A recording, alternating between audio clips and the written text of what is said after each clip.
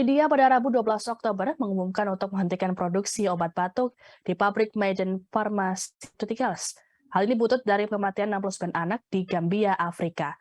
Menteri Kesehatan di negara bagian Haryana, Anil Vij, mengatakan bahwa pihak berwenang memeriksa pabrik Maiden yang berlokasi di dekat kota Sonipat. Mereka menemukan adanya 12 pelanggaran praktik yang tidak sesuai prosedur. Untuk itu mereka memerintahkan pabrik agar menghentikan produksi.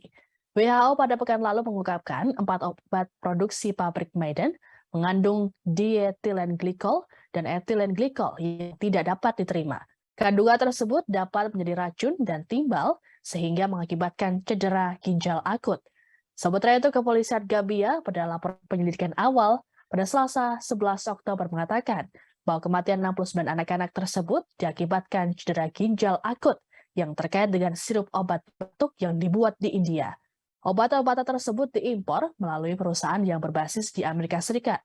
Peristiwa ini disebut sebagai salah satu insiden terburuk yang melibatkan obat-obatan dari India yang sering dijuluki sebagai apotek dunia.